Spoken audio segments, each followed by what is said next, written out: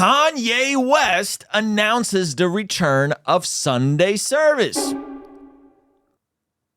Now, people are like, wait a minute, dude.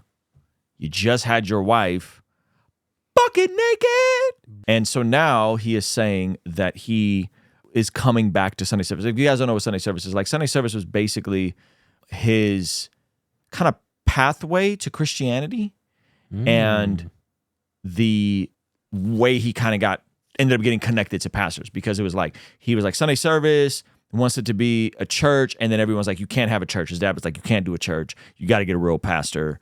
Hello. And then that's how he connected with Pastor Adam Tyson and connected with a bunch of other folks behind the scenes. Wow.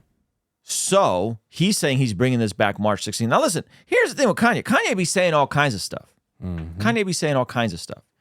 And I'll give you guys my take on this in a second, because I left a comment that went viral on his Instagram, which he did delete this post. Oh, okay. It's always fun when I leave him a comment, it goes viral, because then I know he sees it and then he'll get mad.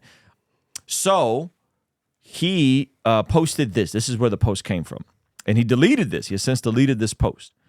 Just like that, we're back. Sunday service returning March 16th. Now, I forgot this gentleman's name, but this is the guy that oversaw the Sunday service choir. So this is the director of Sunday service. His name is Jason White. Show a picture of us. Go to images. Great choir director, by the way. Like he was because folks thought when Kanye was going through Sunday service. You know who else was a choir director? Oh God. Folks thought that when Kanye was doing Sunday service that he was leading it. He wasn't leading it. This gentleman was leading it. Come on. Kanye could barely be seen when he was doing it. So he did a collab post with Jason White and said the Sunday service is coming back March 16th. Now that's in 4 days. So I don't know if this is going to be a thing or not. Okay. But here's what I commented. Here's my theory. You guys ready? Some of you guys are going to think this is being too kind. Here's my theory. Ye has now lost to Shopify. Dag. Right? You think he's just down bad? Listen, he's lost to Shopify. Yeah. There's rumors that he's on the rocks in his marriage again. Right? He's back on the nitrous. Okay. Right? He claims he was misdiagnosed. Okay. My theory is, if this is genuine, perhaps, maybe, he's coming back after hitting rock bottom. And what happens when you hit rock bottom? The only way up. The only place you got to lick is up. So perhaps in his personal life, after all this stuff, he's hit rock bottom, and he's saying, well, things suck right now. My life is in disarray. I'm going through it. And gosh, when I was following Jesus, things were much better. Maybe he just needs some dollar bills. I don't think this is how you get it. Now that there is a possibility that this is him trying to soften and shift his image after all the crazy anti-Semitic stuff. Well, I don't think that's more about dollar bills as much as it's about that dude just trying to clean up his public image. Now, again, he has deleted everything yet again from his Instagram. So he posted the Sunday service thing. Then he posted the return. Then he posted fit for the day, and it was the next day. That's crazy. So the dude is all over the place. The dude is all over the place. Here's what I think. I think that Ye is someone who has done hard drugs, fried his brain, possibly got a misdiagnosis for bipolar when he really was just autistic.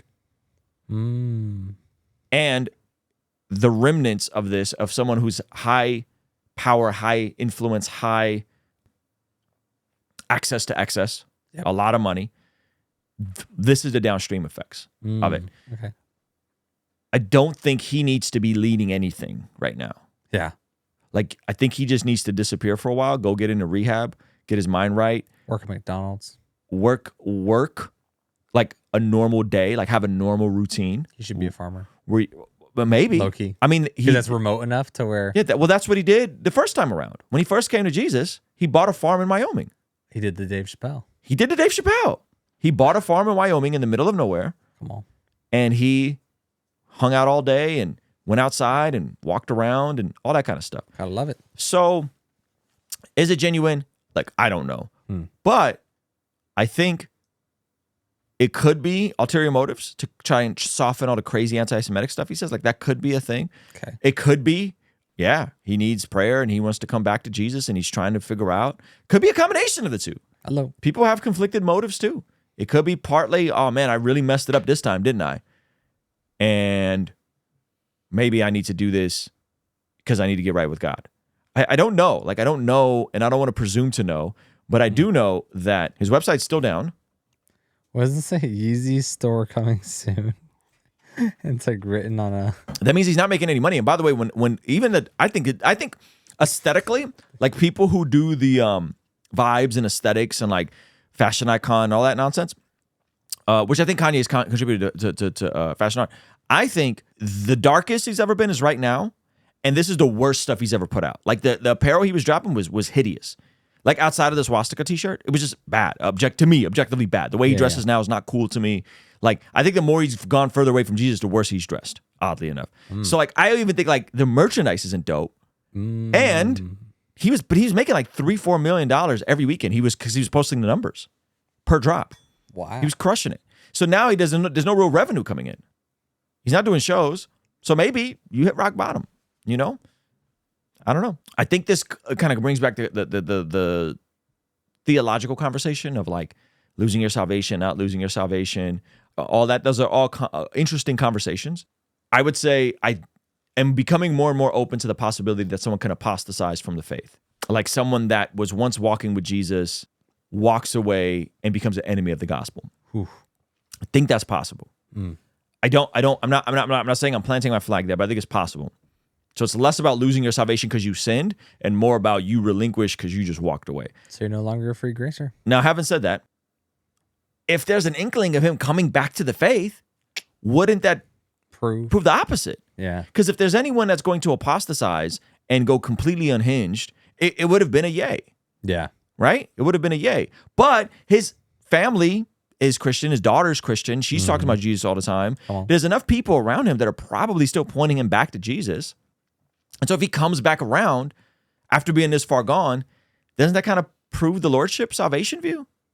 I don't know. I'm just asking questions. I don't need to have certain answers for this stuff. I'm just asking questions. I'm just asking questions. That's the out, apparently. Yeah. You just ask questions. So yeah, I think it's an interesting tension, an interesting conversation. And I hope he does come back to Jesus. That's the thing is like people who are mad at him to the point where they don't want him to come back to Jesus. It's kind of weird. I don't think we should be okay with him fleecing the faith. Yeah. As his reputation is taking a hit. But shouldn't you be wanting him to like surrender his life? I agree with that. Yeah. Now, he's definitely going to have to go do like Holocaust museum tours, go to Israel. Get that Israel sponsorship. Yeah, like he's going to have to clean it up for sure. Israel Board of Tourism. Oddly enough, the group that took me to Israel almost took him to Israel during his Jesus King era. They just couldn't coordinate it. That would have sealed the deal. You know what I mean? So it's unfortunate, but it's definitely interesting that, you know, maybe he's coming back to faith. I have a massive update for you. I'm sure by this point you've heard about the Blessed God Summit happening March 27th, 28th, 29th here in beautiful Carlsbad, California. But we've heard your requests. We've conceded to your demand. There are virtual tickets that are now available for the Blessed God Summit, so you can access it from anywhere in the world, as well as access to the replays. And for those of you guys that are looking for something extra, we're also offering a virtual ticket and an exclusive Bless God Summit merch bundle. There's some amazing art and some exclusive pieces done by our friend Josh Nadeau from Sword and Pencil that you have to check out. So join us online for the virtual event and experience some sessions from my favorite podcasters, pastors, and performers. We have a stacked lineup. I'm talking about Preston Perry, Dr. Sean McDowell, Inspiring Philosophy. What do you mean? Lila Rose, Alan Parr, and his wife Jen Parr. We even have Nate Sala from Wise Disciple, Gavin Ortland, David Wood, Avery from God Logic Apologetics. And on the pastoral side, we have my friend Daniel Golding, Pastor Ed Newton from CBC in San Antonio, and my personal pastor from Rhythm Church, Pastor Jeff Moores and his wife Erin Moores. You won't want to miss out from amazing performances from America's Got Talent winner Dustin Savella, Billboard charting hip-hop artist John Keith, and Miles Minnick. And we're still finalizing a few more speakers. So head over to blessgod.shop, get your virtual ticket now, and you can get yourself a bundle with some of the exclusive merch as well. I'll see you over there, all right? Peace.